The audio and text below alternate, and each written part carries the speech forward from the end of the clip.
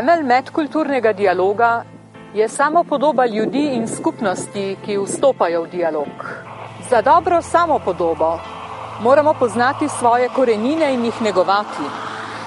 Poglejmo, kako se te naloge lotevajo v študijskem krožku v Slovenski Istri. Naš študijski krožek Beseda slovenske Istre deluje v osrčju Slovenske Istre. Smo na točki, ravno na sredi, recimo nekje med italijansko in hrvaško mejo. In naša naloga je predvsem ta, da se povezujemo, da povezujemo Slovence v Matici, Slovenci na tržaški strani in goriški, s katerimi že veliko let sodelujemo, zdaj pa smo dobili stike tudi Slovenci na Hrvaškem. Istočasno iščemo tudi strane, ki so šli v svet, iščemo sledove za njimi, jih vabimo, da sodelujejo, da nam povejo svojo življenjsko zgodbo, ki je včasih mogoče tudi trpka, ampak izredno zanimiva in je prav, da se ponovno vračajo v svoje kraje, ker imajo svoje korenine. Naš študijski krožek izdaja letno glasilo Brazde Strmuna, v katerem objavljamo tudi prispevke o kulturni dediščini Slovencev v Istri. Skrbimo predvsem zato, ker smo prepričani, da vsak narod mora imeti svoje korenine, ker brez korenin naroda ni, to pravijo tudi strokovnjaki. In če bomo res čutili svoje korenine, se jih zavedali in bili ponosni na nje, bomo lahko tudi s ponosom stopili v to veliko družino, ki danes pravimo Evropska skupnost, in bomo imeli tudi možnost, da obstanemo. Za negovanje kulturnih korenin si prizadevajo na obeh stranih zahodne meje. Še posebej pa je dragoceno sodelovanje med njimi.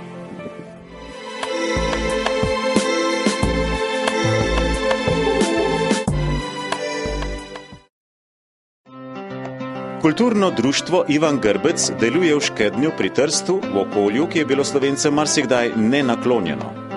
Kljub temu so razvili bogato društveno dejavnost, ki jim pomaga ohranjati izročilo in vpliva na pozitivno samopodobo članov te slovenske skupnosti. Njihove kulturne in izobraževalne prireditve so odprte tudi za someščane italijanske narodnosti, s čimer prispevajo k premagovanju nezaupanja med pripadniki obeh narodov. Društvo Ivan Grbec ima zelo staro tradicijo, izhaja še iz čitalniških časov, ker je nastalo kot čitalnica leta 1867. Sedaj šteje okrog 105-110 članov. Društvo prireja literarne večere, predstavitve knjig, družabne večere. Že od vsega začetka deluje pevski zbor, ki je bil veliko let prav duša društva. Potem imamo občasno tečaj slovenščine za začetnike, tečaj šivanja narodnih noš. Ogromno noš smo izdelali. Skušamo jih izdelovati tako, da so popolnoma enake kopije starih, to se pravi filološko izdelujemo, da je v njih vsa duša in vsa izpoved naših babic. Pri kulturnem društvu Ivan Grbec so občudovanja vredni, ker delujejo v okolju, ki za nas Slovence na Tržaškem ni vedno naklonjeno. Škeden je bil nekoč izrazita slovenska vas, danes je že tržaško predmestje z večino italijanskega prebivalstva. Kljub temu pa kulturno društvo izredno dobro deluje, pohvali se lahko široko paleto kulturnih prireditev v eni sezoni, istočasno pa so odprli vrata svojim italijanskim someščanom. Vabijo jih na svoje prireditve, tudi k sodelovanju. S tem se pride lahko do zbliževanja, do te strpnosti, ki je nujno potrebna na tem teritoriju, kjer živita dve narodni skupnosti. Trenutno se mi zdi potrebno poudariti, da držijo na svojih ramenih to društvo same ali predvsem žene. In to je tisto, kar ga loči tudi od drugih, posebno še ker te žene ne delujejo samo v okviru manjšine, ampak združevalno v okviru celotne dejavnosti tega področja. Onkraj severne meje je žarišče kulturnega dialoga v Tinjah na Koroškem.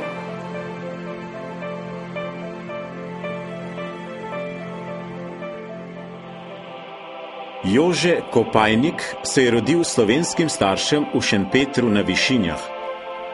Po slovenski gimnaziji je končal bogoslovje in kmalu prevzel vodstvo katoliškega doma v Tinjah. Razvil ga je v pomembno slovensko duhovno, izobraževalno in kulturno središče, v prostor dialoga med narodi, kulturami, verami in tradicijami. Na gospoda Jožeta Kopajnika in na njegovo delo smo postali pozorni v sektorju za slovenski jezik na Ministrstvu za kulturo, seveda stališča slovenskega jezika najprej.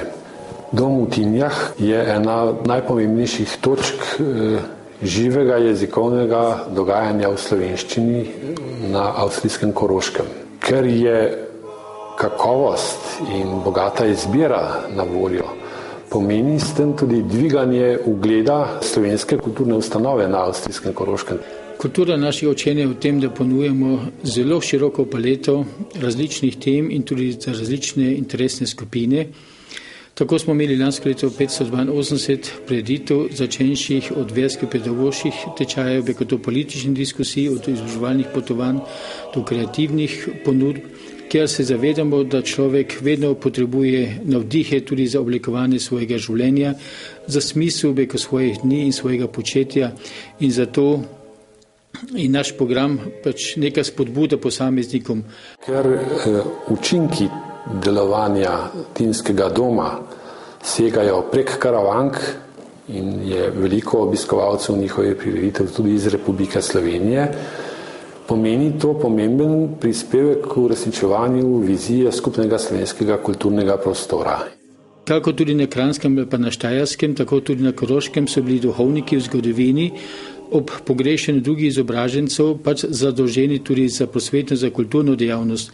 Tako je Tinski dom nek ostanek te širše zgodovinske odgovornosti slovenskega duhovnika za ljudstvo, iz katerega je izhajal. Sveda Tinski dom sam je slovenska ustanova, ki je namenjena v prvi vrsti slovenskim rojakom, bodi se na Koroškem, bodi se v Sloveniji, je pa hkrati tudi dom dialoga, kjer ponujemo tudi nemške programe za naše sodeželane.